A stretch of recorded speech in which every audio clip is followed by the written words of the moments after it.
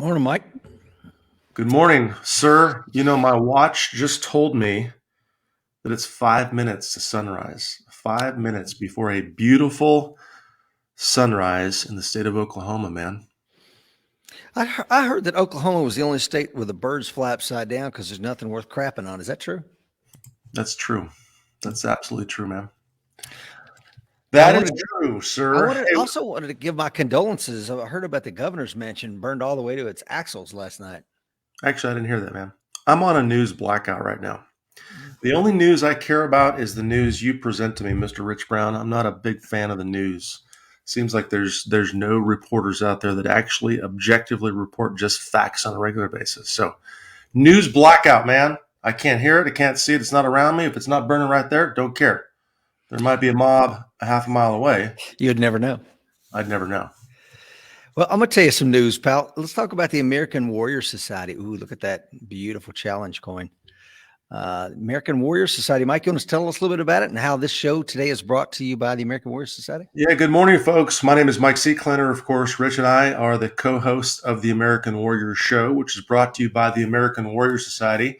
And I don't know what it is, maybe 7 or 8 years ago. I know we have coin members from at least that long ago. We created an entity called the American Warrior Society.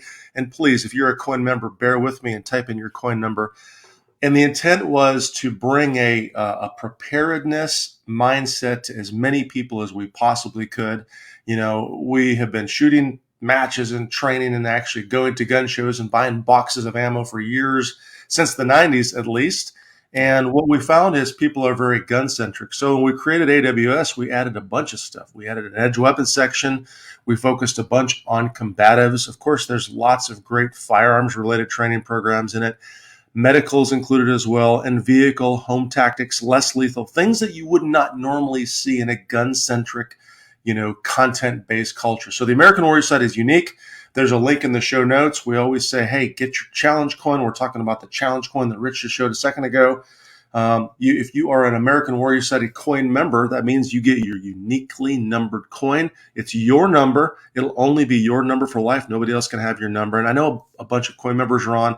If you see them type in number 952, like Mr. Gerald D's, and where they're from, that's what that means. So if you get a chance, check out the American Warrior Society 2-week free trial. No brainer. Get inside, see if you like it, see if it's cool. Join us on our members Q&A next week. And if you don't like it, send an email to Rich Brown or the helpline and cancel your membership. Not a big deal. Promise you won't, though. Simple as that.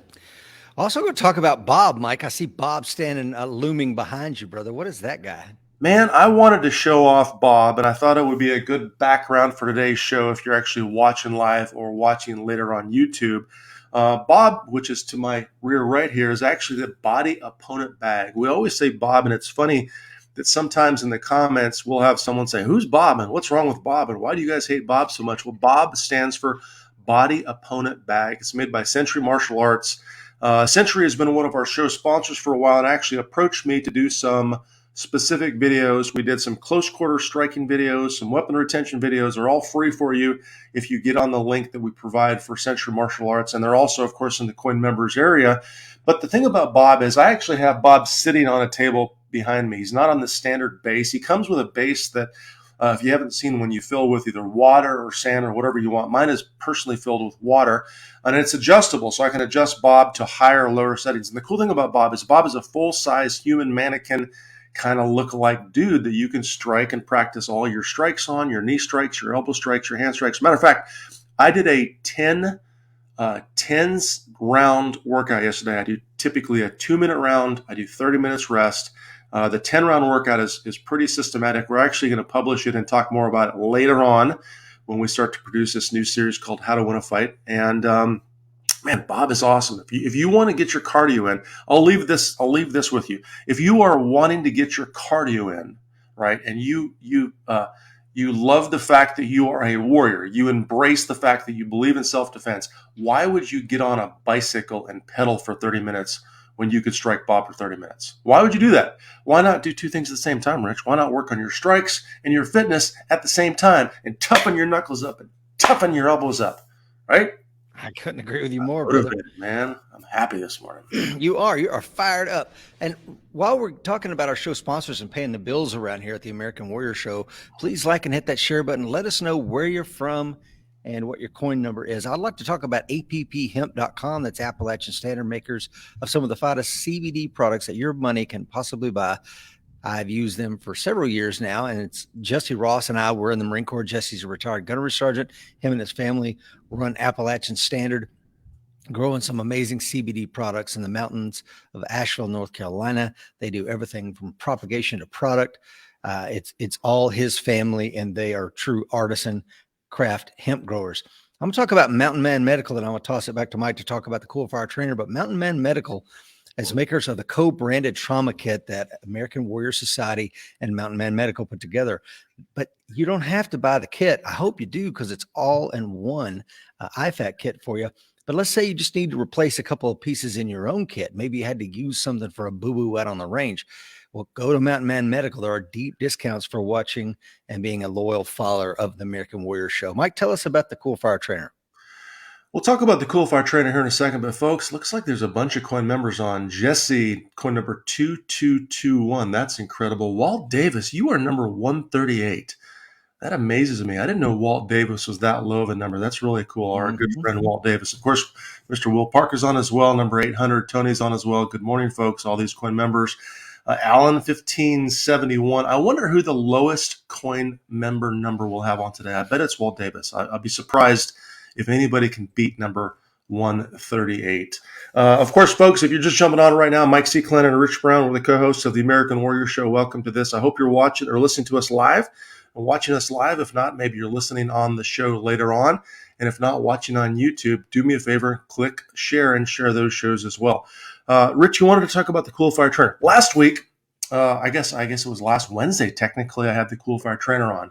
I just spoke to the folks at Coolfire, and they told me they're back ordered and have sales that have literally beat all sales of all time. And here's the thing. The Coolfire Trainer is a simple device. You've heard me say the word, but if you haven't checked it out, you really need to check it out. You take your handgun, and they make them for pretty much every model out there now. You replace the barrel, and you replace the recoil spring. It does no damage to your firearm. The barrel has a striker inside of it, basically has a striker and a striker. So when your firing pin hits the initial striker, the secondary striker actually cycles the slide. The barrel is filled with compressed CO2. You can fill it up with a standard paint, like a Tippmann paintball canister, and you get 20 to 30 cycles, if not more, per refill of the barrel. So, if you're dry firing, we always talk about the desire to feel the trigger prep and feel the trigger press and learn how to fire the gun without moving it. The downside to dry fire is you can only fire one shot. You rack the slide, you get a click, unless you're shooting a double action handgun or a double action revolver. But of course, if you're shooting a double action handgun, semi-auto handgun like my Berettas, in reality, when you shoot them live fire, the first shot would be double action and the rest of the shots would be single action. So the Coolfire Trainer is the only thing I know that will allow you to train with your handgun. It's your grips, your sights, your optic, whatever you have on your handgun. It's your handgun. It's your handgun converted with a Coolfire Trainer and fire multiple shots. So it's simply one of the best training devices out there in a day where ammo has been very hard to find.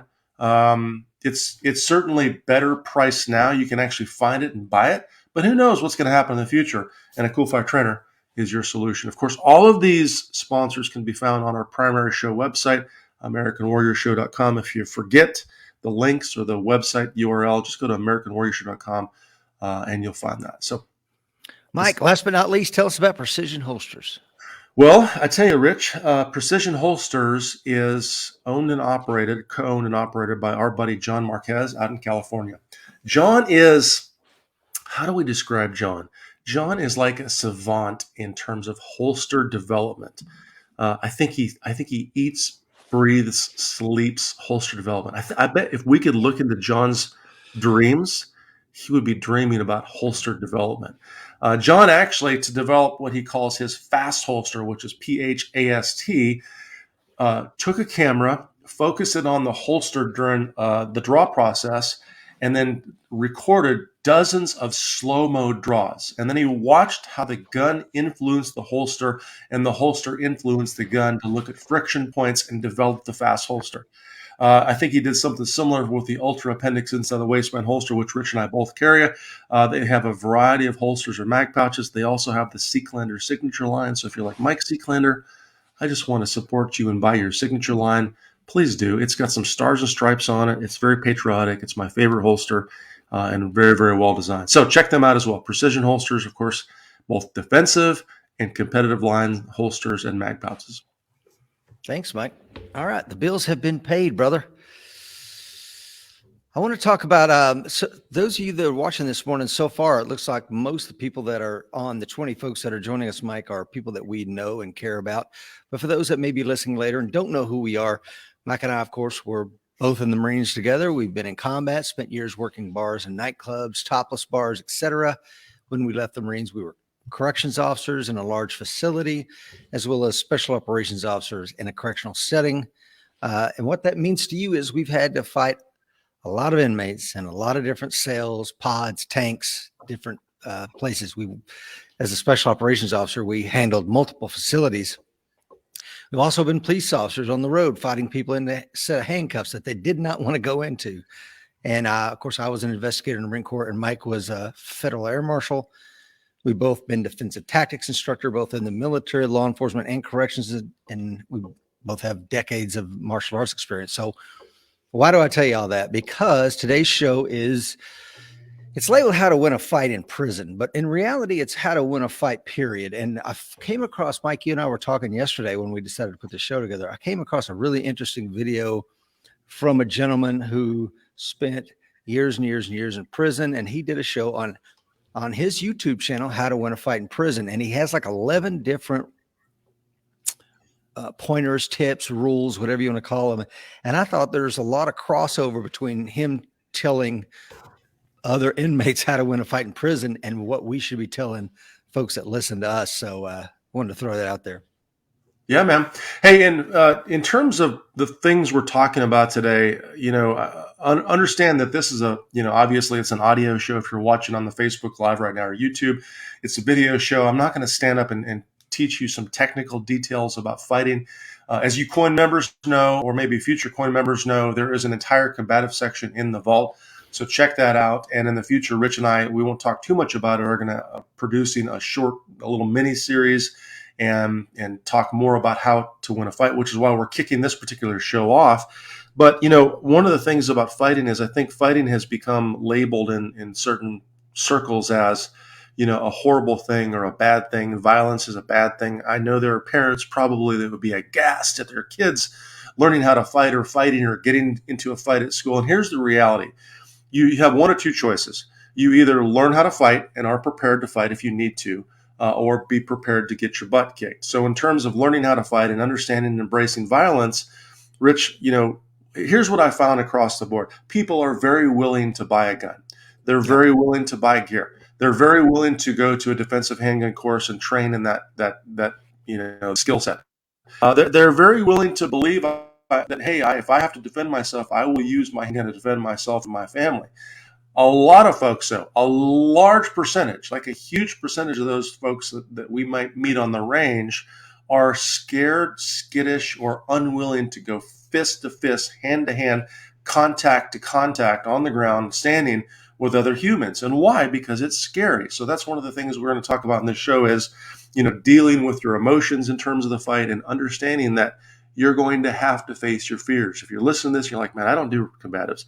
I'd rather shoot them. I'd rather run. Okay, that's fine. But you might not have the option because the fight might be on top of you before you can stop it. Just be aware of that. Oh, that's great, Mike.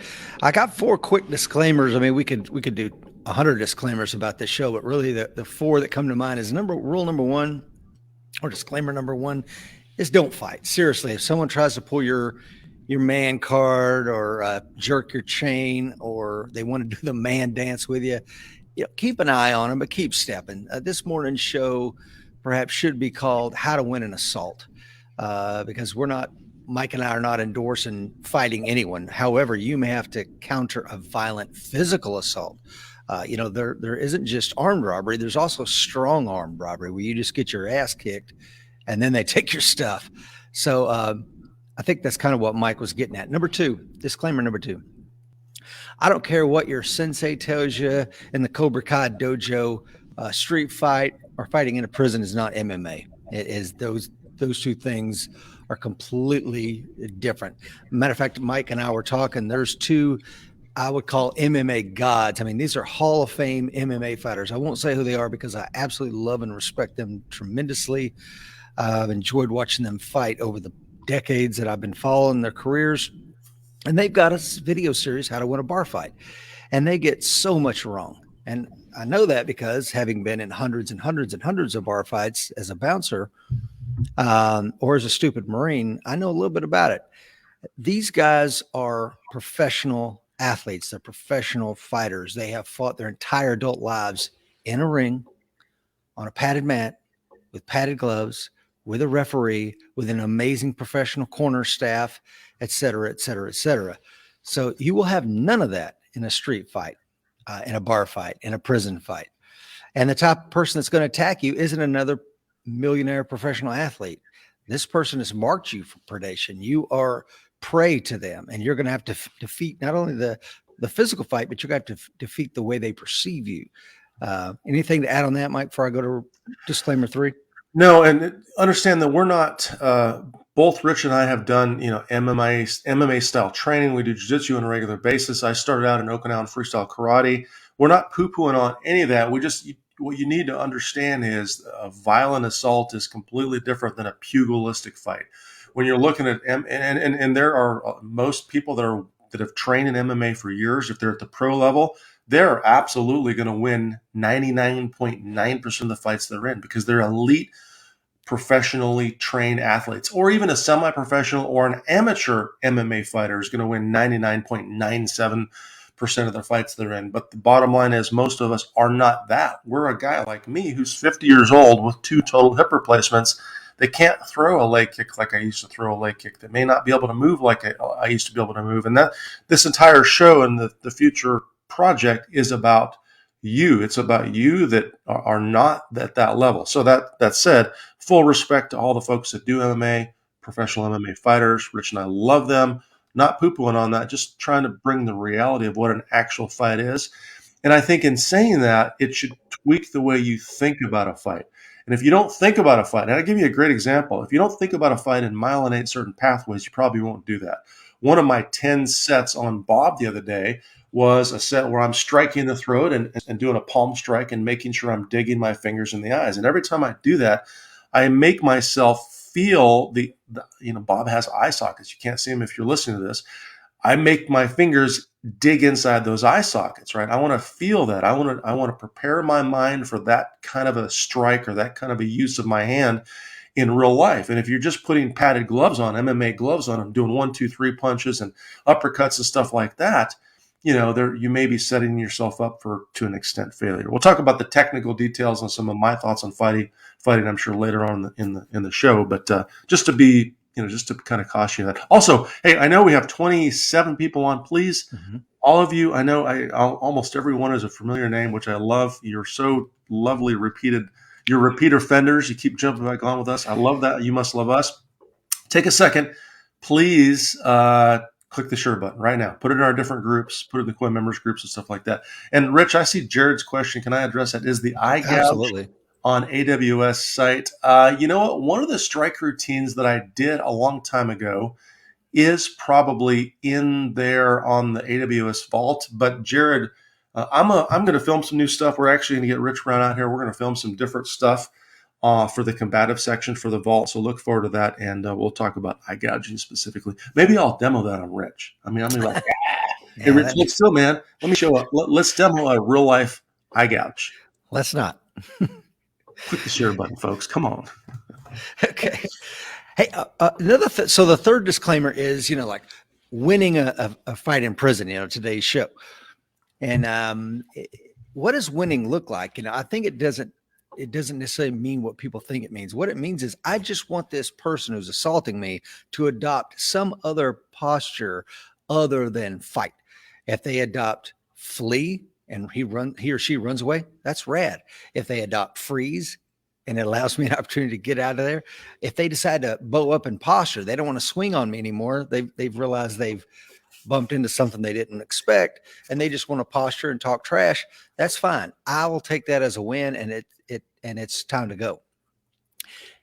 Anything other than fight is a win, is an acceptable win.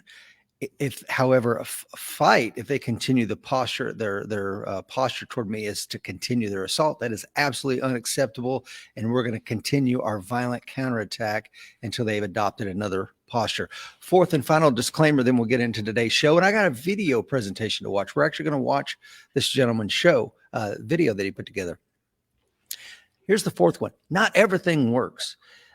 Fighting isn't a science. And if you want to go back to my 23 years in the Marine Corps, we had MCDP 1, which is Marine Corps Doctrinal Publication 1. And the name of it is War Fighting. And in it, they talk about von Clausewitz and his book on war, and how this gentleman by the name of Jomini tried to distill von Clausewitz's art of war down into a science. Like if the enemy does this, you do that. And it was a very scientific approach. I'm going to tell you right now, that is bullcrap. And time and time again over the centuries, Jomini's book has been shown to just absolutely not work because there are no rules. It's too dynamic. There's too many variables. The things that work in a prison fight may not work in a bar fight, or they may not work in a plane or in a train or in a car or on the street. So just be aware of that. Anything else to add, Mike? Because that's it on the disclaimers. No, man. No, on the disclaimers. I think that's all great stuff. Just a quick couple questions I'm going to address before we get in the show so we don't lose them in the comments. Greg Rice asked about the laser on the Coolfire Trainer. Greg, I don't use a laser very much. To be very honest with you, when I'm using the Coolfire, I'm watching my sights, my iron sights, if I'm using an iron handgun or my dot, and I'm really kind of ascertaining if I'm getting good shots based on what I'm seeing on the gun, which is what I want to do in live fire. I know you also made a comment on the laser doesn't work well on various targets, such as the LASR. I'm not aware of that. I haven't tried that on the LASR, so I can't address that. I do know they have some different variations and have tweaked their lasers, but that might be something you reach out to Coolfire as well on and check with them as well. So, and I know what. So I know, John, maybe you can address this one, Rich, because you're kind of an old guy too. Coin number 2230. What are the pitfalls for 50-something getting into BJJ after a long absence and with shoulder knee issues? Rich, you want to answer that one? Yeah, I mean, just do it. I've had 3 knee surgeries, and I've got a screw holding my shoulder together, and I get out there and roll and train with younger folks. But I am selective on who I go, full tilt boogie with. I've rolled with Mike for 30 minutes straight because I respect Mike. He knows my injuries. So before I slap hands and bump fists with somebody and get it on, I'll let them know, hey, man, I'm an old guy, 3 knee surgeries, brother. Screw holding my shoulder together. If you want to work technical rolls, I'm your guy. If you want to go speed and blast and power, I'm probably not the guy for you. So that's kind of my thoughts on that.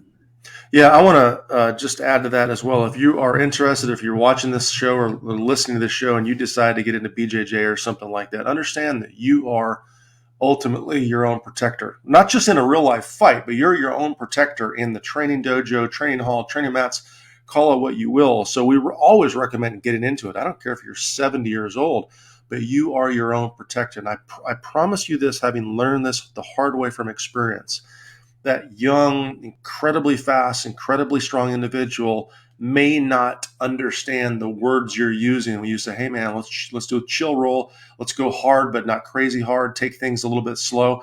And the less experienced they are in BJJ or whatever else, the more you got to watch them. The more experienced guy, the brown and black belts, they will not hurt you. I promise. They won't. They'll hurt you if they want to hurt you, right? Just like on the range, I'm not going to accidentally shoot you. I'll only shoot you if I want to shoot you. So the higher low belts, no fear. Watch the white belts. Watch the new blue belts. Watch the new blue belt that just got his blue belt. His big, strong 24-year-old kid that weighs 230 pounds that wrestled for 5 years. John, by the way, the wrestlers are the scary ones because y'all don't know slow flow. You just don't know that. So be careful if you're older and you get into this stuff. Take care of your body. Yeah, well said. So here's what we're going to do. We're going to review and discuss this video from a really good YouTube channel called Lockdown 23-in-1. And for those of you that don't know what 23-in-1 is, as we'll discuss later, I spent half of my time in corrections running the disciplinary segregation pod. So that's the pod. It's the prison within the prison, or some people call it the hole. So in the whole, the guys only get to come out of their cell for 1 hour a day. They're locked down 23 hours a day. So what this gentleman's channel is called Lockdown 23 in 1. Please check it out. Got some good content in there. He tells you how criminals process information, how convicts think. And, one of the comments that come in, Mike, was from our good friend Tony. And Tony said, how to win a fight in prison is to stay out of prison. That's an excellent point. But the problem that Mike and I found was I'd arrest somebody and I'm still in there working on paperwork. That guy's back out on the street, literally. Or you would see that working in a prison that it's a revolving door. An inmate leaves one day and a month later, the dude's right back in there. So you're going to come across these people in your daily life, whether you want to believe that or not. So please check out his channel. Now in this video, you're going to hear from a real criminal turned YouTube star. You're going to hear him. And I have absolutely nothing but respect for this man and what he's doing, because the information he's giving out is priceless. But when you listen to him, a lot of times people are going to hear this with their suburban mom or dad hat on and their suburban mom and dad ears. And what Mike and I are going to try to do is to shed some light on what you should be hearing, what the inmates hearing, and then what you should be hearing as a person that wants to defend their family. So we're going to use our years as a cops, investigators, corrections officers, etc. I have a degree in social psychology. We're going to try to interpret some of this stuff. And as we go, we'll share some of our lessons as well. Mike, we ready to go? Let's do it, man. All right, here we go. Welcome to the show, Lockdown 23 in 1. What's up, everybody, and welcome back to another episode of Lockdown 23 in 1. And this is going to be a fun video for me today, man. It's about fighting. It's about fighting in the penitentiary. And believe it or not, it's totally different from MMA, from street fights, from all that stuff, you know what I'm saying? It's a totally different system of fighting when you're fighting in the penitentiary, okay? And I'm going to tell you why. Alright. The first things first, when it comes to fighting in prison, I've said it in a couple of my videos before, do not fight out in the open. That is rule number 1. Don't fight in the open, okay? Unless it's just spur of the moment and y'all both just start taking off on each other. You gotta fight in the cell, in the bathroom, somewhere where the police can't see you. That is rule number 1, man. No one wants to go to jail. Okay, you're already getting in a fight, so you don't want to go to jail at the same time, all right? And you're already in prison. I mean, jail meaning the hole. Okay, let's talk about that, Mike. Here's the way I'm going to break this down. What I think that another convict may hear is attack someone away from everyone else so that nobody can see the actual assault. And that's that predator mind. But I will also tell you that as someone as a defender, you don't necessarily want to fight someone in a crowd, because the loyalties to that person may be unknown to you. There's an example of a BJJ black belt. He takes the guy down outside a nightclub, tries to gain a submission via an armbar, which he's done a million times on the mats, and he gets kicked in the face and stomped out. So that's some thoughts on that, Mike. What do you got? No, there's not a lot to talk about there. If you are thinking about fighting and you're someone that's training on a regular basis, right now in your mind, I want you to visualize, a situation you might be in, whether it's a restaurant or a bar or any situation on the street, in an alley, maybe in some sort of riot circumstance or situation. You don't have eyes all over your head. You don't have complete 360 security. So actually getting in a fight in the open, in the middle of a crowd, is the single most dangerous thing you can do. I don't care how skilled you are. I don't care how good of a leg kicker, how good of a striker, how good of a grappler you are. That is a lose-lose situation. So, some of the principles of fighting, of course, beyond avoiding the fight, are having good body positioning, placing yourself in the best position if you think the fight's going to go down, or if you think you're going to be assaulted. And if you are assaulted, then moving to that position. If you're in an alley, get your back closer to the wall.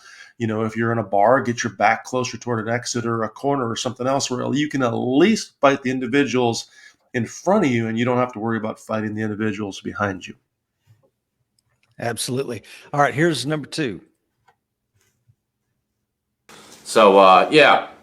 And another thing that I see a lot of people doing wrong in fights on the street and in prison, but mostly in prison, is these guys that don't know how to fight too well, okay?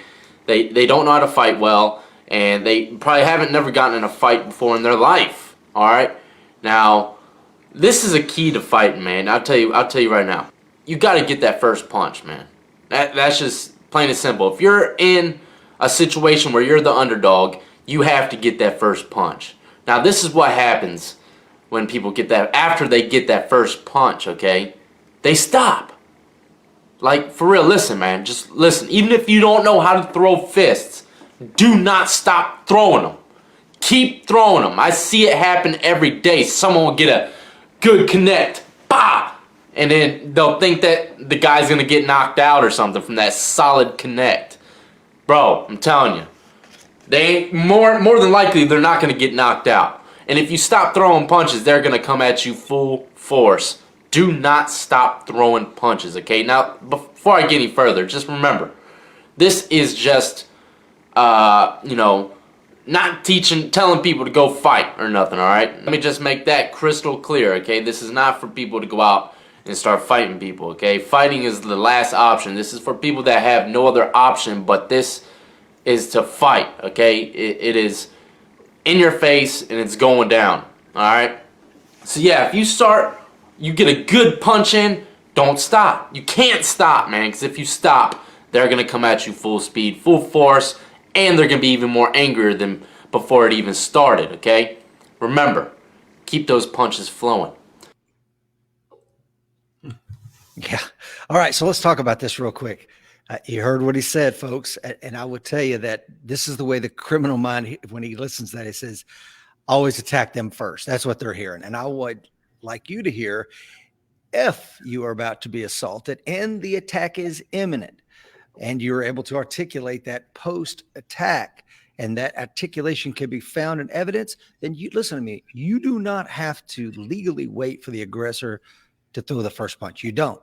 If you know it's coming, you can attack. And just like we said, once you start that attack, do not stop until they've adopted some other posture. Mike, what are your thoughts on that? Yeah, I agree. So if you were to check out some of the combative stuff we have in our vault, or come to any MMA place or train seriously, certainly one of the things you would learn right away is how to defend your head. You know, how to build a good cage around your head, how to defend your head.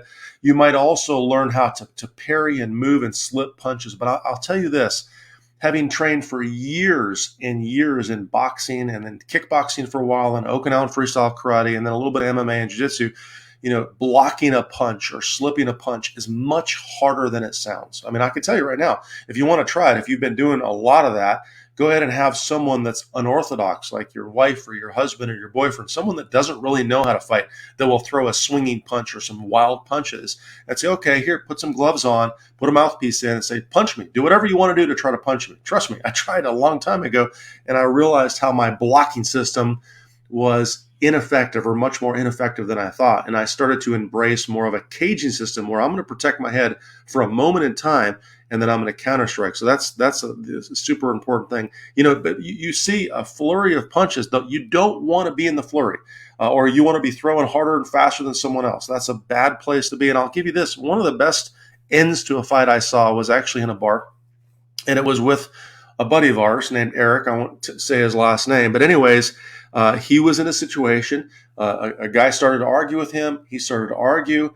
And for whatever reason, whatever key in Eric's head said, hey, I'm about to get into a fight, he immediately threw 3 or 4 punches. And this guy was a pretty good boxer. And it was a 1-2 hook, and then he threw kind of an uppercut. I think he actually missed the uppercut, but the dude was out of the fight. So a flurry of punches is often better. If you are inexperienced at fighting, you're listening to this right now, or maybe you're teaching your kids, don't ever throw one punch. Like when you get pissed off at someone, I'm going to punch you in the face. I tell you, like you said, I completely agree. It's not likely to knock the person out. Unless you are a stellar striker, incredibly good at striking, you're not going to knock someone out. You're just going to make them angry. And then they're going to have that adrenaline and anger flush, and then you're going to have to deal with their maybe flurry of punches. So if you decide you're going to strike first, and I completely agree with that, if you're defending yourself and you believe you're about to be in a fight, strike first, whether that's low or high. We could talk about the differences, and throw multiple strikes. It's just like shooting, Rich. We don't go, the old school double tap and stop and assist, double tap, stop and assist. No, I'm gonna start pressing the trigger, right? And I'm gonna press the trigger as many times as necessary until the threat stops or drops, right? Whatever that means. I don't know what that means. just like a fight. I equate that to a fight throwing punches. Yeah. My brother Jeff is on, and Jeff says, I've been knocked out by Mike. Not fun. I don't remember that. I don't remember. He swears up and down you knocked him out. And I will tell you, Jeff's a former Marine and a retired Coast Guard law enforcement guy, and he worked in the same facility and was on the same special operations team as us. So shout out to my bro. All right, let's get back to lockdown 23-1. Here we go.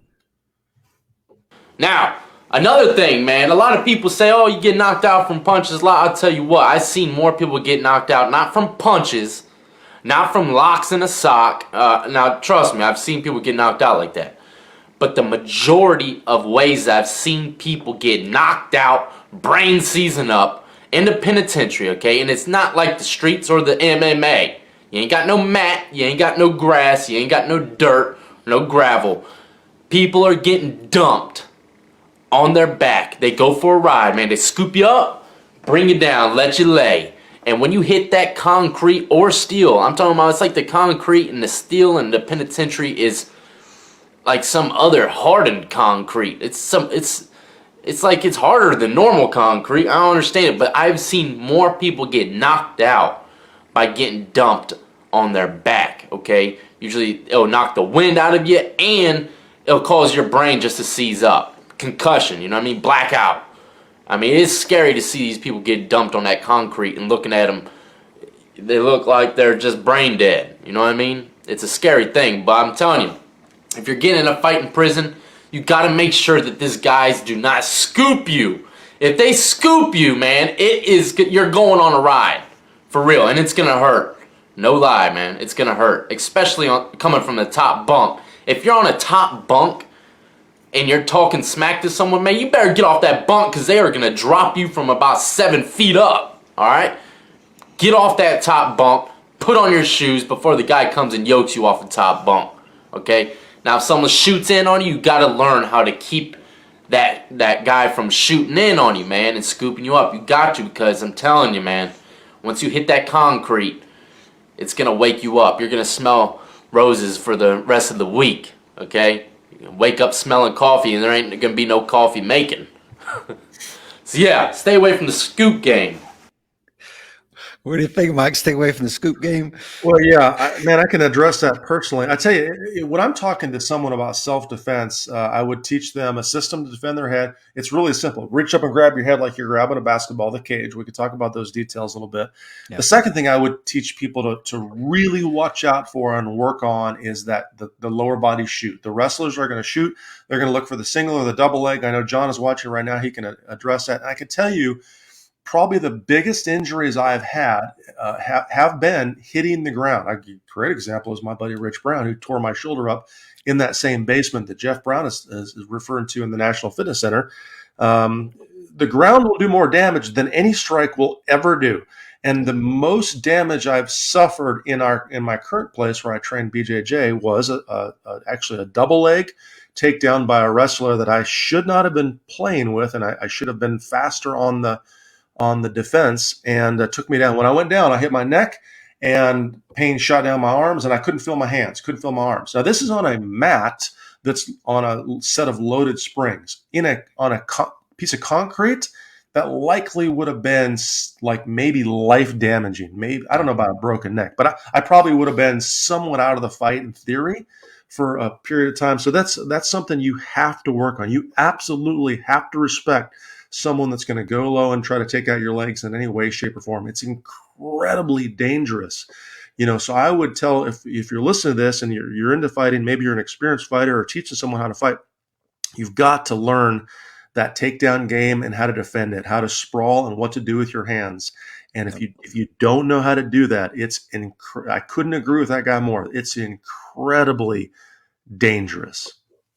Spot on, man. I'm going to read my remarks here. So what is the inmate hearing, or the potential predator? He's hearing, drop them on their head for maximum effect.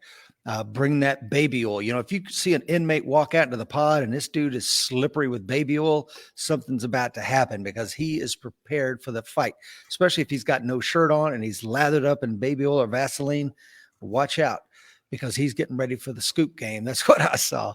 Now, so here's where you need to hear it. I'm going to reiterate what Mike said, but I'll also tell you, bring that takedown, hit him with the biggest thing around you. And it ain't your fist, man. And it ain't your knee. It's the earth. Gravity works everywhere, man. Gavin Newsom in California can't take away gravity. They can't ban it. You can go to the UK and use gravity. You can go anywhere and use gravity. It is absolutely free. It doesn't cost you anything. So make sure you learn it because it works. Learn how to do the takedown. Like Mike said, learn how to stop it. Learn how to work off the wall. If you find yourself pinned against the wall and somebody's trying to dump you on your head, do you know how to do the whizzer? If I say the whizzer and you're looking at yourself like, I don't know what that is, then you need to understand you are way behind the power curve. So that's where I would leave that, Mike. Any final thoughts on that one?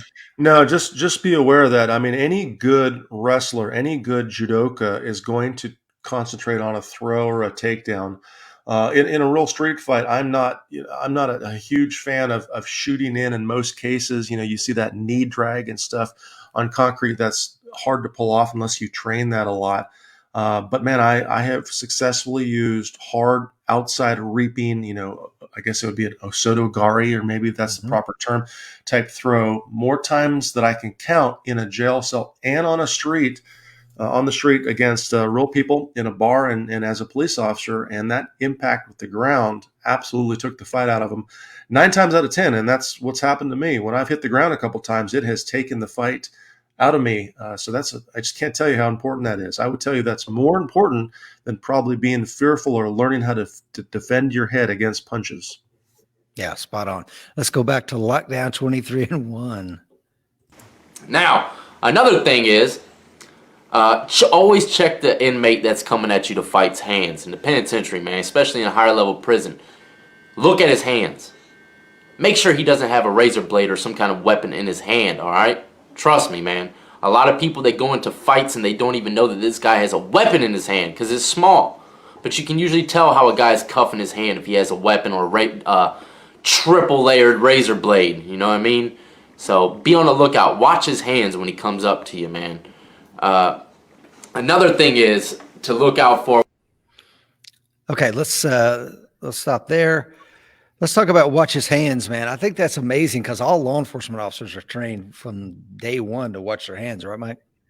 Yeah, absolutely, Rich. And I think it's, I think if that's one of the things that the person that has not been in law enforcement or that has spent a larger majority of their time in a dojo. And I've spent a lot of time in a dojo. So I'm not poo-pooing on the folks that do that. If you do that, if you're listening, you're like, man, I've done a lot of boxing. I've done a lot of wrestling. I've done a lot of MMA. I'm a really good fighter. I know you probably are, but you're probably not in a habit of looking at waistbands and hands. I always tell about waistbands and hands. The hands are going to kill you. And if you're not, you'd be surprised at how you will end up in a standing pummeling or grappling situation or a grounded grappling situation and getting stuck with a knife. I've seen this in training over and over and over again without realizing what's going on. So that hand and waistband awareness is something that we really, really preach in some of the, combatives type classes or settings we're in oftentimes. I know if you look at, Craig Douglas and those guys doing that, Mike Brown, Brandon Bennett, these guys teaching, the CQB program we used to run, that was a big part of it, is understanding in these positions. If you don't have an awareness of the hands and the waistband, you are absolutely missing out. So I couldn't agree more. Get in the habit. Every human you see, starting today, when you're listening to this right now or watching this, every human you see today, look at their hands and start to build that pattern.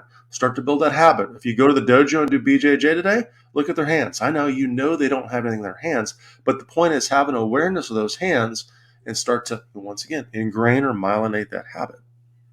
Yeah, well said. So the inmate is hearing that, and that's taking notes and watching this show, just like you and I. He's hearing use a weapon, but conceal the weapon and conceal the weapon's intent, your intent to use the weapon. Now, the way that I want you to hear it is a weapon is made to be felt, not seen, discussed, used to threaten or coerce somebody. I want them to feel it in its effects. I don't want to show it to them. You may try to threaten with your weapon and find out that this guy is not impressed by your weapon, and he or she's going to make you eat that thing. So A weapon can even the odds. If we're talking about disproportionate amount of force, if the odds are not disproportional, then a weapon may just mean you're going to go to prison. If it's just you and a guy and you're squaring off in a Walmart parking lot and you're throwing blows, you decide to introduce a weapon, then you're probably going to go to prison for aggravated assault. If there's 2 or 3 people attacking you and you introduce a weapon, you're countering a disproportionate assault. So weapons really heighten the legal requirements of the counter assault. So that's just something to think about. Anything else, Mike? No, folks. Hey, by the way, if you're jumping on 31 live viewers right now, you're joining Mr. Mike C. Clanner and Rich Brown on the American Warrior Show. Of course, if you're listening on the podcast later on, please give the podcast a share and maybe even give a review. We haven't asked for reviews a lot lately, but it's something that for whatever reason, when a podcast gets more reviews on however you listen to it, they tend to push that podcast a little higher in the feed. So do us a favor. If you're learning from this and you're liking, give us a review and a share on the podcast. And of course, on Facebook, we got like 32, maybe 31 people on. I'd like to see a few more people on. So before we start this next video, take just a moment while I'm talking, click share, select a group, go to, I don't know, MMA Fanatics, whatever, BJJ Fanatics, share in the group, talk about, hey, some real true lessons on fighting, some principles. Join us live. We value your input. So, and by the way, if you're a new coin member jumping on, good morning, folks. All right, Mike, here we go back to lockdown 23 and 1. When you're fighting or something like that, before y'all get to fighting, a lot of people, they talk a lot. The ones that don't talk are the ones that you really need to be worried about, man. They don't talk, you know what I mean? They just fire off on you without you even knowing. Now, there's also guys that talk and they're like, bro, I ain't even trying to fight for real, man. Those are the weak guys. They're weak. You know what I mean? They're over there copping pleas before they even start fighting. They already lost. For real, they've already lost. But they started the fight, but now they're trying to talk their way out of it. Nah, man. Look, I'm telling you, inmates can sense weakness 100% of the time, man. And when you start running your mouth trying to get out of this situation, just be ready, because that guy's going to go silent more than likely. He's just going to go silent, and he's just going to look the other way for 1 second and bah! Right across the jaw, man. All right, let's talk about that real quick. So I think the inmate that's hearing that, Mike, he's probably hearing, okay, all right, got it. Don't talk trash, just go. Because if I start talking, other inmates will perceive me as weak, so ruthlessly attack without any communication or hesitation. What I want you maybe to hear is this. Don't engage for some sort of tit-for-tat verbal altercation, man. You could turn on YouTube or Facebook and watch people, and nowadays, because they've spent most of their life behind a screen, maybe they're quick to run their mouth. If you want to use your mouth to de-escalate, I think that's fine. Just, of course, be careful. Don't project weakness, because remember, just like he said, Mike, these people can smell weakness. If the person's talking trash to you, they're just posturing. And posturers, by and large, don't want to fight. They want to save face. They don't want to look like they're weak in front of their peers. But if they're talking trash or pushing you, they're looking for a way to get out of this. And of course, they don't want to necessarily hurt you. They don't want to punch you. If they wanted to punch you, they would already have punched you. So think about that. You still have an opportunity to de-escalate and get out of it if they're just talking trash and posturing. Mike, anything else on that one? Yeah, nothing, man. Just really, talkers talk, fighters fight. Just remember that. Talkers talk, fighters fight. If you're going to be in a fight, if you can't avoid it, fight. Get it on. Sweet. And here we go back to lockdown 23 and 1. You know what I mean? You never know. Now, another thing about fighting, okay, and I've gotten into plenty of situations like this in jail. When you're fighting and the guards come in, I suggest you stop fighting, man. I really do, because you don't want to get maced and you don't want to get tased. Those are two horrible things to go through in jail, especially mace. Because it's like they don't stop macing you until the whole canister's done. And you're going in a shower, and the shower doesn't really run cold water. It's always hot water. You know that hot water amplifies the mace. Trust me, I've been maced. So if you are fighting with someone, try to stop when the police come and surround you, man. Because you don't want to get maced or gassed or anything. I'm telling you, you don't want it. It's just horrible going through it. All right. So there's a couple things here I want to talk about. The inmate that's listening to this, he's hearing, "Don't be there when the police show up." That's what he's hearing. I mean, you could use the same logic out in the street. When the police are coming, you don't want to be there because you don't want to go back to jail. You don't want to violate your probation. So get in, get it done, and get out. Now, what I want you to hear from what this gentleman just said is when the police come, hopefully you called them and you're going to be the plaintiff instead of defendant. So stop your counterattack when the police show up. Be a good witness. Identify other potential witnesses. The girl in the yellow coat, the store manager. There's a CCTV here. There's the weapon that the bad guy had. Oh, there's his co-defendants over there. Those two dudes that were egging him on. This is the car that they left in and the tag number, etc. All that stuff you need to give. As far as your actions during the counter assault, hey, Mr. Police Officer, I want to help you. I can't wait to help you. And once I have my counsel present, I fully intend to cooperate with you. But right now you need to know the girl in the yellow jacket, this co-defendants over there, that's the car they were in, et cetera, et cetera. Mike, any thoughts on that? Yeah, folks, just make sure you're hearing what Rich is saying. There's a big difference when the police officer arrives and you're on their body camera, their car cam, and you are pissed off because a guy punched you in the face a couple times and you countered it and took him down, and now you're on top and you got the mount. Are you striking because you're angry and you're pissing the guy and you just want to punch him in the face, or are you still in a defensive posture?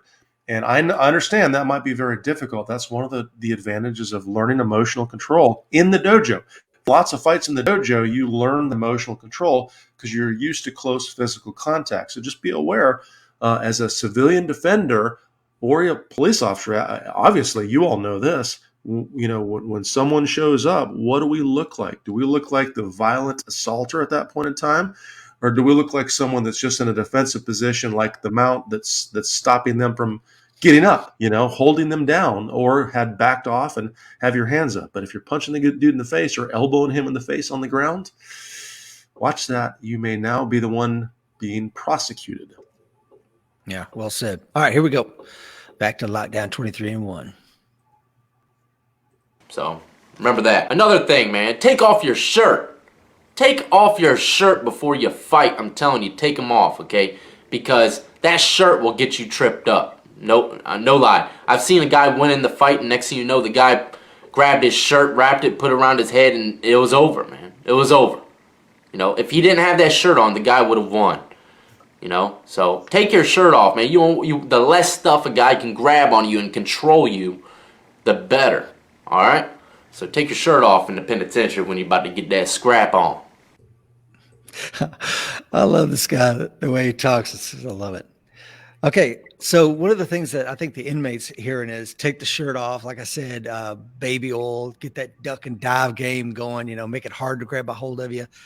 That's what they're hearing. What I want you to hear is use the shirt, use the jacket, the guy's belt, his pant leg, his lapels, and be aware that it can be used against you. So how do you break somebody's grip? If you've been doing jiu-jitsu for a while, don't let somebody stick their hand in your collar. You know how to break that grip.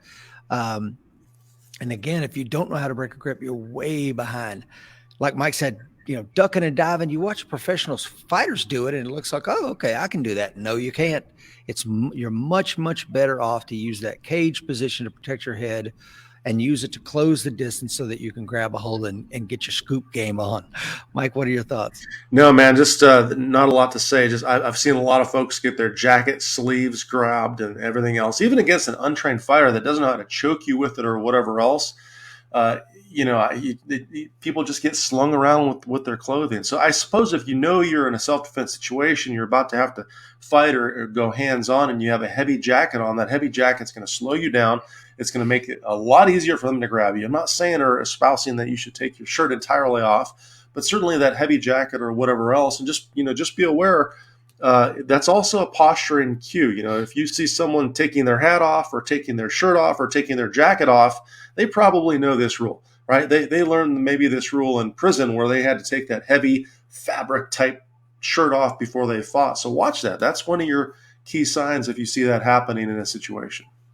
Yeah, Greg says, so is that a good reason to train with a gi? I do both. I think you need to do both. Right? Maybe during the summer, wherever you're at, most people are wearing t-shirts and shorts and flip-flops and stuff. But during the wintertime, they got coats on.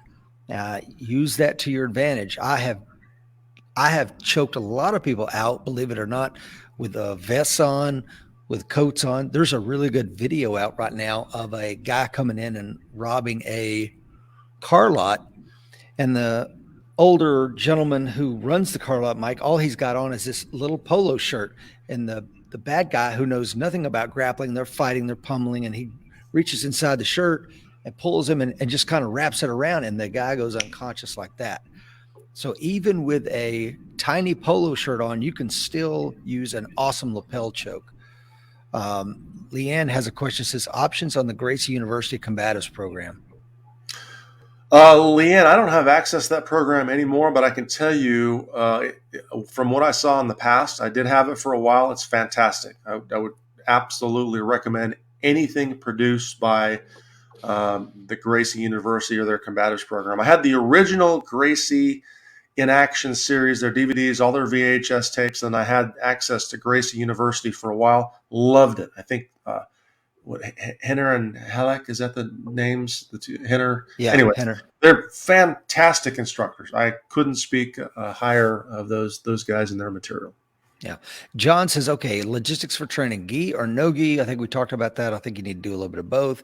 T-shirts or rash guard, cups, knee pads, elbow pads. Mike, you want to talk about that? Yeah, it depends on what you're doing, John. I assume you're talking about maybe BJJ or MMA, maybe probably BJJ. Yeah, you're going to need a good rash guard. Certainly whatever place you start at, your instructor probably will have you buy a gi, tell you to buy a gi. I would buy a gi. It's the traditional method of training. You're going to learn a lot about grips and chokes and stuff like that we referred to that you may not know as a wrestler. Me personally, I wear, kind of a tight training supportive underwear. And then I literally wear, BJJ designed shorts that have, very strong Velcro and string on them and stuff like that. So they're, people can grab them or whatever else. I train with shorts and a rash guard 90% of the time. I do wear gi sometimes, not a lot, but I would recommend both. Definitely a cup. I can't tell you that I always wear a cup, but yeah, get a cup. Knee pads, elbow pads, not so much. You probably won't need that in your more often in your BJJ class or even maybe MMA right away. I just wait, get into class and take a few sessions before you buy that stuff. All right, back to the show. Next, and I got a story to go with this one. Don't ever think that the fight is over. Always be on high alert. If the guy's still in the block, always be on high alert for at least a good week or two, man. Because you never know. A lot of guys hold a lot of pinned up anger trying to get their revenge. They got to get that revenge, man. So never think it's over. Always watch your back. Even if y'all do seem as though y'all became tight again. Always watch your back because that guy could come at you at any time. Especially guys that are doing a lot of time in prison and the reputation, that's their home for a very long time. And their reputation's all they got. And a lot of times they'll come back for revenge, man. Mark my words, okay? Now a story to go with this was in jail. I don't even remember these guys' names, man. Actually, one of them I do remember. Bricks, I think was his name. I think. Don't quote me on that. But anyway, Bricks was my cellmate, okay? He was on the bottom bunk, I was on the top bunk, and we had this white guy out right in front of us sleeping in front of our cell on the boulevard after the cell doors were rolled. The cell block was so packed that people had to sleep on these plastic boats, okay? And that's where this white dude sat. And, we would joke all day long, man, I'm telling you. Joke and play, joke and play. I'll tell you right now, that's another key thing to penitentiary. Don't joke and play so much because that crap turns into fights. No joke. Anyways, so we were talking and playing, joking and playing, and what did I say his name was? Bricks? Bricks? It's crazy. I really don't remember his name. I don't even think it's Bricks. But Bricks said, he said to the white dude, he said, man, they were going back and forth like, Kellogg's Frosted Flake looking self, you know what I mean? Tony the Tiger looking guy, you know what I mean? Joking at each other. And then this guy said something about his mom being trailer trash in the trailer park, you know what I mean? And then, the white guy starts laughing, and then all of a sudden, the whole cell block got quiet out of nowhere as soon as this white guy said this to him. He said, what exactly did he say to him? He said, your mama is a trap star trick. Your mama's a trap house trick. And the whole block got quiet, and magically at the same time that guy said it. And Bricks didn't like it. You know what I mean? The plane went out the window. He says, all right, bro, all right, wait till the bars roll in the morning. You know what I mean? And then the white dude just started laughing at it like he was just playing, you know what I mean? But Bricks wasn't playing. If someone says wait till the bars roll in the morning, you better be up at the butt crack of dawn with your shoes on doing push-ups getting ready to go. Throw some baby oil on your body so that it's nice and that guy can't grab onto nothing, Slip and slide time, dunk game. You know what I'm saying? Get ready. Be prepared for them gates to roll, all right? And he didn't. He was still sound asleep when they called for breakfast chow and the bars rolled and Bricks jumped on him like a bag of bricks. The white dude got lumps all over his freaking forehead. I'm talking about every punch he laid was pretty much dead square on his forehead. He had speed knots all over his forehead. Looked like he got stung by 100 hornets. For real. He thought that it was over. He thought it was all just joking and playing. Well, you know what? Piece of advice, man. If someone says, wait for the bars roll in the morning or anytime, wait till tomorrow, don't take that as no joke, man. You better, even if he is joking, you better be on high alert. All right? For real. Especially if you're out there joking each other's moms. Yeah. And it kind of made me mad, man, because that dude joked him first talking about his mom's trailer trash. And then he joked back, and then he wants to get mad. Come on, man. I lost all respect for my celly on that one. All right, Mike, what do you think? I'm not sure if I can deal with this guy's tone much longer. He's kind of starting to grate on me a little bit, so we may have to slow down on playing this dude. I know you love him. I'm not sure if I love him. He's right, though. He's absolutely right. I tell you, maybe not so applicable. Maybe it is applicable to the older guy, professional and the average civilian defender. But I can tell you one thing that I try to teach my son and go over with him over and over and over again is developing a culture of self-defense in high school, for example, having a bunch of good buddies that on a regular basis will watch his back. And I taught him a long time ago that anybody threatens you or talks about violence to you, you better absolutely be prepared for that person to try to be violent to you or do something to you at some point in time, probably from behind, and weapons of opportunity, pencils. Is this kid going to stick a pencil in your eye? Is he going to hit you in the head from behind? Is he going to swing a book bag at you? Expect it to happen. And that's the point is the fight's never over. You should always be in that defensive posture. So maybe you're in a work environment and that person in the snack room says something, or, there's some problems or some issues, and whatever they say, whatever environment you work in, be aware that the fight is not over. It's not over until it's over, so watch out. You don't know what other folks are thinking. Yeah. So just to add on to that, so the inmate that's listening to this is hearing, if you fought or you've been disrespected, you got to bring the revenge and do it soon because everyone is watching you. And don't telegraph that attack by saying, wait till the bars roll, see the rules above, strike first without warning, use a weapon. Now, what we need to be hearing, I want you to hear is amongst inmates, criminals, and those of low socioeconomic standing, you got to understand something. You got to be careful with disrespecting these people. I want you to read up on the culture of honor, low status compensation theory, which is really interesting because what it says is for people of low socioeconomic standing, all they have is respect and fear within their community. So anything that they are quick to use violence as a means of currency within their community because they don't have anything else. So, these rules may not apply to you in the little bubble that you live in because with the advent of the industrialized society, we really live in stratified communities. They're stratified economically. If you're watching this or listening to this and you're a member of a country club, your friends are probably members of that country club. Or you're a white collar worker, you probably don't have a friend who's a plumber making $15 an hour. We're cognitively stratified with people that you probably hang out with, people that are close within one standard deviation of your own IQ.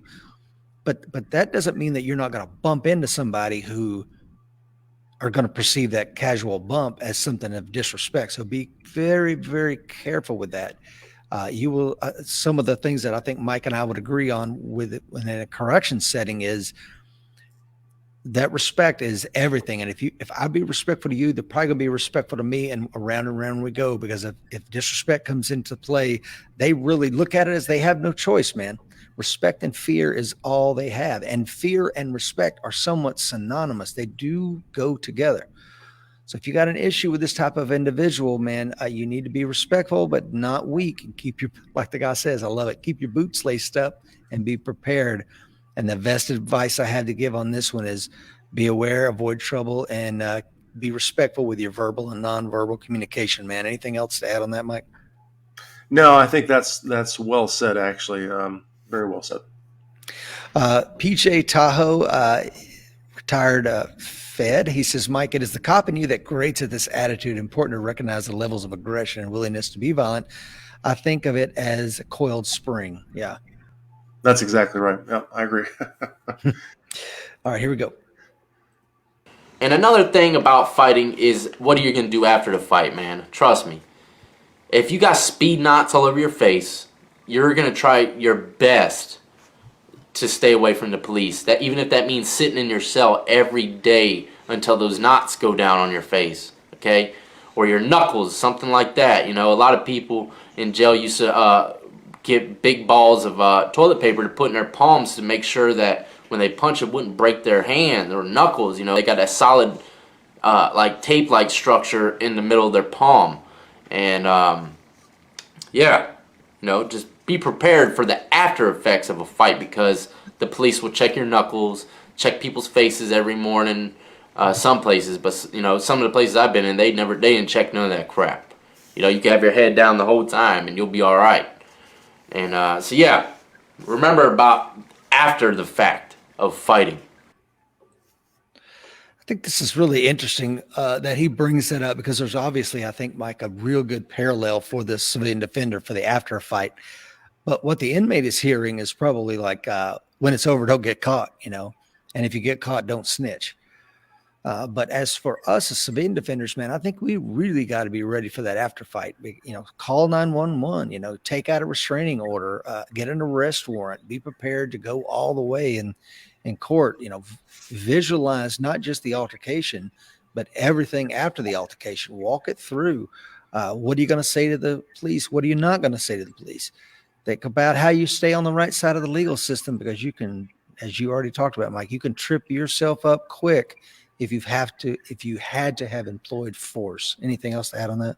No, not really, man. It's you know, we talk about that in our defensive handgun classes. Hey, once you're done shooting, what do you do afterwards, beyond just the scan process? And you know, it's like, okay, how are you going to call 911? If you're going to call 911, what are you going to say? Where are you going to go to? Where do you carry your cell phone? What are you going to communicate to the police? What are you going to do with the person that's down or injured? Do you need to self-treat? Do you need to treat family members? Do you need to treat them? Do you have medical equipment? There's so many things to think about. It's really the same thing with that physical fight as well. You know, it doesn't end the second the punches are stopped. You know, the punches stop. It goes way beyond that. And you know, the interesting thing about that, just to remind you, is if you get in a fight, even if you didn't start it, but you ended it, you effectively defended yourself and then walked away as the hero, and you didn't go too far. Typically, the first person to get to the police or call the police is now the complainant, and you're the person that's going to be looked at as the bad guy. So just be aware of that. You know, just be aware of what you need to do afterwards. Yeah, and I had just not to tell a war story, but just it kind of goes hand in hand with this one in the previous lesson, and that is when I was working the hole. I came into work one morning and I let one of the trustees out to sweep the pod, and the inmate says, you know, he was one of my snitches. So the way I worked it was, hope I'm not giving away too many tricks, but he would, if they wanted a fresh toilet paper roll, they'd have to give me one of their empty toilet paper rolls. So he comes up and gives me an empty toilet paper roll, and I would know that there might be a message inside where you could look through it and not see it, but you got to slide it out. And he says, your address is going around the facility. So I'm like, I come up to him later. I'm like, what are you talking about? He's like, hey, man, I won't say who this inmate was. It's like, this inmate's got it out for you, man. And he paid another guy who just got out. He goes, remember Franklin? Remember Franklin got out a month ago? Yo, man, his family paid Franklin to follow you home, and they know where you live. And I'm like, they know where I live. And he says, yeah, he followed you home. But I live like another county away, as Mike will tell you. So I'm like, this is bull crap. I said, you know my address. He's like, yeah, I've got it. So I said, bring it up to me. So about an hour later, he comes up with another empty roll of toilet paper. I pull it out, and no kidding, he's got my freaking address. So I called my wife, and I'm like, we got to move. And we did. But these people have a reach way outside the bars, man. Don't think because this guy's locked down in the hole that he doesn't communicate with the outside world. Just something to think about, man. Let's talk about what the next rule is, Mike. All right. Now, this is something I believe everyone should definitely look out for. I'm not too scared of, gang members and big muscle dudes and stuff like that. I'll tell you the kind of person that puts a little fear in my heart. A little fear in my heart, okay? It's not even the kind of person. It's something that you see on this individual that he's trained in some way, shape, or form. He is trained to go. Whether it's in wrestling, fighting, it doesn't matter. If you see this on an individual, you better think twice about what you're getting yourself into, because it might be, he might just be hitting you with that dump game very quick, okay? And that is cauliflower ear. Yeah, I don't know if y'all know what cauliflower ear is, but that's, if you see those MMA fighters, okay? They got them big puffy freaking ears from wrestling and doing jiu-jitsu for 20 years straight. Yeah, you want to be on the lookout for those ears. If you see those ears super cauliflowered out, man, chances are that guy's going to put you in the crucifix. Crucifix is a wrestling move. Just remember that, man. Cauliflower ear is a key thing to look at before you fight. Check his ears, man. Give him a quick look. And then if you see the cauliflower ear, be like, all right, bro, yeah, never mind. I didn't mean none of that. I apologize. I don't know, man. Even if he had cauliflower ear, I would still go on him. I'd just be looking after that shoot game. You know what I mean? He's going to shoot in for your legs if you don't win those first few punches. Okay, that's what almost everyone does. But someone that's been trained in wrestling, you don't want them shooting in on your legs. What about that, Mike? You don't want that shoot game. Man, I mean, it's exactly right. It's funny. Speaking of cauliflower ears, if you haven't seen it, the individual's ears look like cauliflower. It's certainly a key indicator, and I'll give you one more. But Hoist Gracie, who I trained with years ago, did not have cauliflower ears. Hoist Gracie, Hickson Gracie, I don't think Jorge and Gracie had anything on their ears. So for whatever reason, with their style of fighting or their ears, or in my dynamics, I don't have any cauliflower on my ears at this point in time, and maybe it's how. I think wrestlers may use their head a little bit more than standard BJJ guys. I'm not sure. My instructor has big cauliflower ears, although he wrestled for a long time before BJJ. But be aware of that. But I'll tell you the second thing I used to look for way before the UFC started and way before we heard of the term MMA, before it even existed, were big knuckles. I would look for big callous knuckles. Back in the day when I used to train, my two knuckles looked like small golf balls, because I was hitting a 4x4 on a regular basis. So if I walked into a place and saw karate guy with two big knuckles and a bunch of callus on his knuckles and some callus on his elbows, you could typically say, hey, this guy or gal is doing a hard style of karate, and they could probably throw a punch. They're probably a full contact bare knuckle fighter. And I used to have huge knuckles. I remember everyone I was around, I would look at their knuckles and say, okay, wow, this guy's a fighter. Yeah, so I think the inmate that's hearing him is hearing like, hey, man, check this potential victim out one real close before you prey on him, man. Are you sure that this is going to be an easy victim? Look for the small signs that indicate that this person isn't prey, but another predator. And I think that's the way the criminal mind is working. Like I said at the very beginning, this person has selected you to be a victim because they have a low perception of you. So to win the fight, you've got to change that mental perception before you can ever win the physical fight. So how we can use that? How can we use that knowledge? Well, for number one, we want to deport ourselves as someone of substance.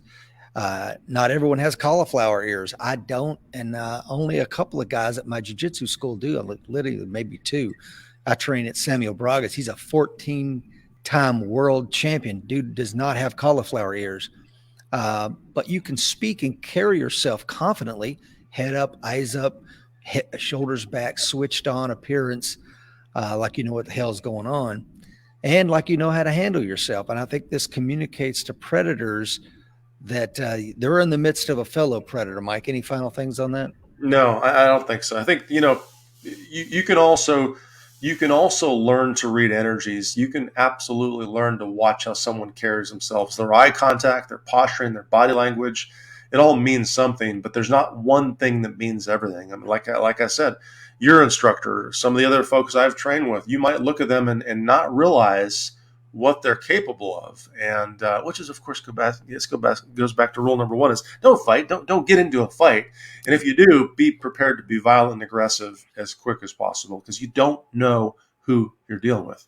Yeah, and I think Jeff is on. He says, I think this is the thought of those that open carry. It may be that they want to be perceived as a certain way, but I think by other predators, I kind of look at that and go, okay. All right, let's go back to 23 in lockdown, 23-1. Here we go.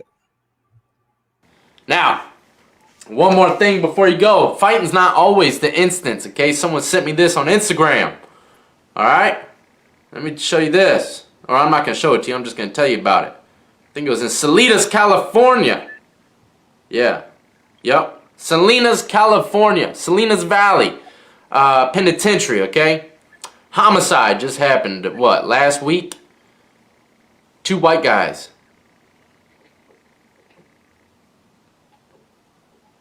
3/21/18, yep. 2 white guys in a maximum security yard. Got the shank, one of them got the shank game to him. You know what I mean? White on white. That's what happened, bro. Dude shanked him up decent. Now he's dead. Died in the penitentiary. Go ahead and look it up. Soledad, California. Salinas Valley State Prison. Go check it out, man. People are still dying in the penitentiary every day from them shank games. You know what I mean? It's real. It's real. Don't let any other penitentiary channel make a joke of it, because for real, it ain't no joke. None of them. None of them are a joke. I can almost guarantee none of those places in the United States, a state penitentiary, people are in there thinking it's a joke. Might be a rare one or two, but for real, listen, man. Penitentiary's no joke.